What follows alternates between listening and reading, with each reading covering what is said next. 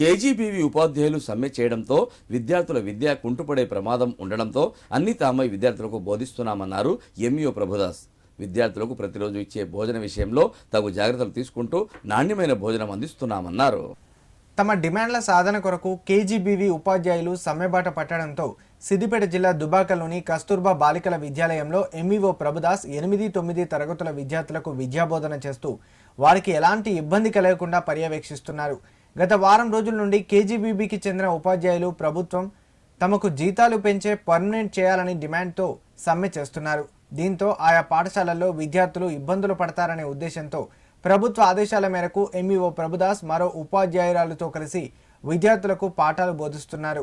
ప్రభుత్వం త్వరగా సమగ్ర శిక్ష ఉద్యోగుల సమస్యలపై స్పందిస్తే మళ్లీ విద్యార్థులకు పూర్తి స్థాయిలో విద్య అందుతుందన్నారు.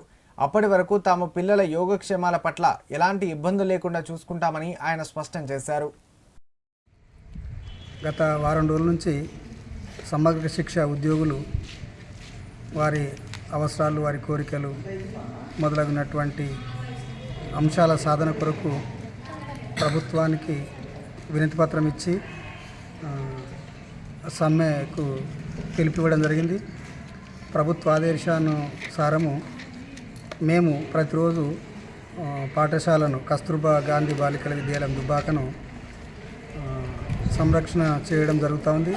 పిల్లలకు భోజనం పెట్టించడం లోపల ఎలాంటి లోపాలు తలెత్తకుండా శుభ్రమైన మరియు ఉడికిన అన్నాన్ని వడ్డించడము, పరిశుభ్రమైనటువంటి కూరగాయలతో భోజనం వడ్డించడము, లోపాలు లేకుండా చూసుకోవడం అనేటువంటిది చేస్తూ ఉన్నాం.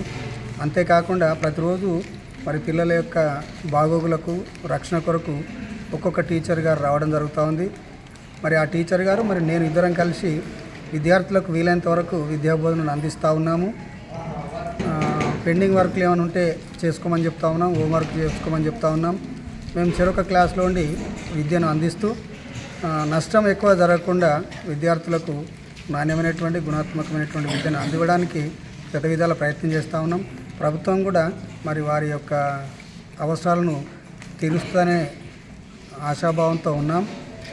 తొందరగా దీనికి ముగింపు పలికితే మరి పూర్తి స్థాయిలో ప్రతి తరగతికి బోధన చేసే అవకాశం ఉంటుందని చెప్పేసి, అంతవరకు ప్రభుత్వం మాకు చెప్పిన విధంగా మేము నడుచుకుంటున్నామని చెప్పేసి ఈ సందర్భంగా తెలియజేస్తా ఉన్నాం.